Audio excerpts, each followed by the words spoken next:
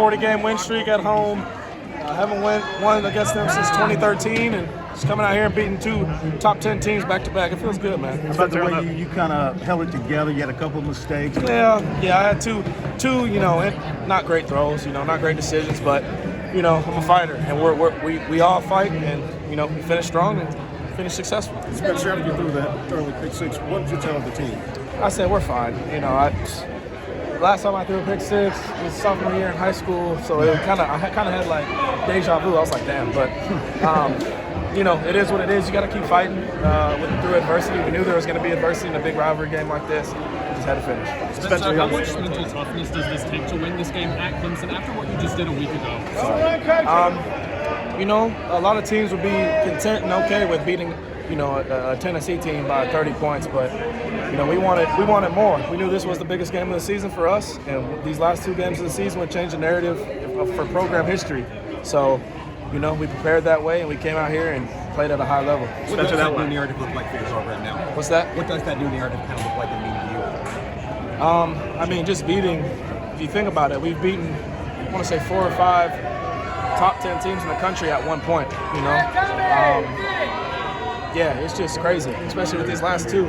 The way we won them, this team's got so much fight. These coaches believe in us so much, and it just feels amazing, man. Spencer, after last week, you said that was probably the best defensive game. Yeah. One of the best games we've ever had. Did that same feeling carry over today? Did you have that same feeling? I had that same feeling, that same swag, that same confidence. The way we prepared this week was great. I had 2 hiccups, but it don't matter. We had to come back. Juice made a great play on that corner route. I threw him on the run. We had we got our first downs when we needed them, and we finished the game out. So it's a surreal moment, right now in Columbia. This is crazy, man. It's crazy. Spencer, when you take that knee on the last play of the game and you throw the ball up in the air, what does that feel like? What's going through your head in that moment? Just pure excitement. Just like, wow, all these Clemson fans were talking mess behind our bench, and they didn't say anything after. So we haven't beat them since 2013. It's a top 10 team. They're on a 40-game win streak. So for us to come in here and beat them, it's huge. To that end, in the last year, at this time last year, it's the Red River game. You're not necessarily playing. You're getting ready to transfer. When you look at the last year and where you're at right now, standing here in this tunnel, what comes to mind? What do you think about? Just all the hard work, we've put in. Just so thankful for everybody. I'm saying? Thankful for Coach Beamer giving me this opportunity to come here and make history, And my goal coming here wasn't to just be an average guy. We didn't do everything we wanted to do throughout the year, but we did it when it mattered. So, I definitely wanted to leave a mark. These last 2 were great, man. Great. The way you guys came back, whenever I'm sorry, whenever Clemson had that lead, and you guys came back and then they rebuilt the lead, but you guys didn't flinch. They couldn't knock you out. I think that's what I'm getting at. They never could knock you out. No, we never flinched. We never do. Again, we fight. We battle till the end. We stay together. We just get better and better throughout the game. So, yeah, it's wild. Spencer, having seen Shane at Oklahoma, and now to being a head coach here, just what does getting a win like this mean to him, to his kind of legacy and his tenure here?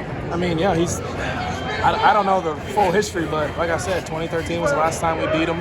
So whoever the head coach was at that time, Spurrier, yeah. So that's pretty good company to be with. And just all the big wins he's had this year, 8-win season. I think we won a game or 2 years ago. So if you were to say 2 years ago we were going to be Clemson, Tennessee, Kentucky, A&M, you'd have thought you were crazy, right? I'm just saying it's big time stuff. Especially that 4th down, 30. I don't know if you shared the call. I got a great story. So we have been having that play in our playbook for the last 12 weeks.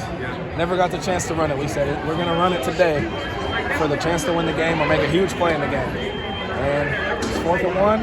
We dialed it up, threw Juju a good ball, and he got tackled at the 1. I thought he was going to score, but it was a great play by Juju. And then I made a stupid play after, so it was pointless, but it was a good play. The screen pass to ice the game, how much confidence do you have in that moment? Just putting the ball in your hand for the last first down? Yeah, I called that play. I had a lot of confidence in Juice. We were killing them with those screens towards the end of the game. They didn't know what to do. Juice with the ball in his hands is scary.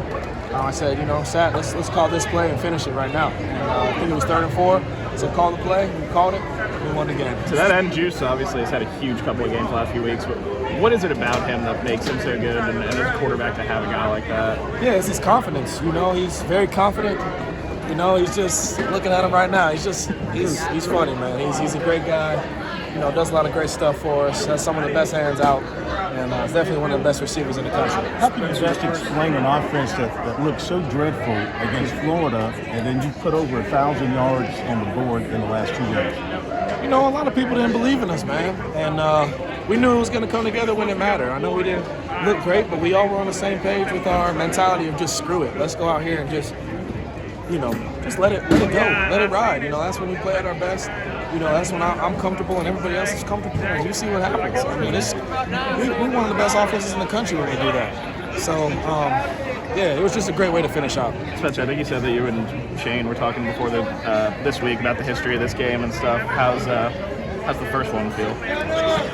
Feels great. It's great. It's great. That's his first win versus Clemson. So, like Sat said, they killed us last year.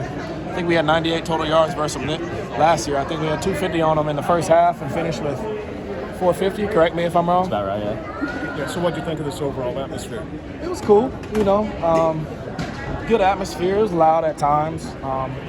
Great atmosphere, honestly, but it was fun. It was cool. What can you say to the defense's performance and Kai with some of those punts pinning them in there? I told Kai, I said, we called another screenplay just to get positive yards so he could flip the field. I said, Kai, go flip the field and end this thing. So he kicked it 70 yards, 60 yards, however far it was. And he did a great job out there. He was kicking the heck out of the ball, but yeah, it was fun.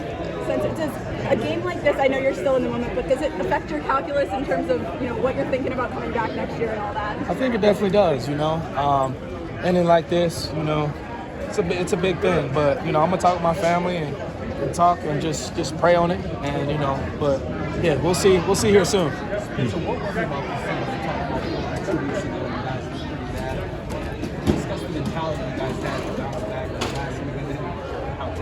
Yeah, just our mentality is just be as best as we can, do what we're good at, and we did it. It's God's timing too. God works in mysterious ways. We might start out slow, but it was His timing for these last 2 games. I truly believe that.